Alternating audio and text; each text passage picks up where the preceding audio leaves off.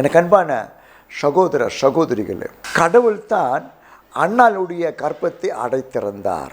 அநேக நேரங்களிலே நம்முடைய வாழ்க்கையில் கூட சில எதிர்மறையான காரியங்கள் நமக்கு ஏற்படும் போது அல்லது நாம் சந்திக்கும் போது நாம் என்ன நினைக்கிறோம், இது ஏன் என் வாழ்க்கையில் நடந்தது, ஏன் இந்த சம்பவம் என் வாழ்க்கையில் நிகழ்ந்தது, ஏனுக்கு இந்த சோதனை வந்தது, ஏனுக்கு இந்த போராட்டம் வந்தது என்று சொல்லி நாம் அநேக நேரங்களில் கவலைப்படுகிறோம், சோர்ந்து போகிறோம், கேள்வி கேட்க ஆரம்பிக்கிறோம். எனக்கு அன்பான சகோதர சகோதரிகளே, அநேக நேரங்களிலே நம்முடைய வாழ்க்கையிலே கடவுள் நம்மை துன்பத்தின் வழியாக நடத்தி செல்வார்.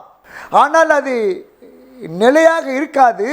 அந்த துன்பத்தின் வழியாய் கடந்து செல்லும்போது அதே துன்பத்தின் பாதையை அந்த நிலைமைகளை கடவுள் நமக்கு இன்பமாய் மாற்றி கொடுப்பார். அநேக நேரங்களில் நம்முடைய வாழ்க்கையிலே நாம் எதிர்பாராத, நாம் சந்திக்காத சோதனைகள் நம்முடைய வாழ்க்கையிலே வந்து நம்மை தடுமாற செய்யும், நிலை தடுமாற செய்யும், சோர்ந்து போக வைக்கும். ஆனால் அது நிலையானதல்ல.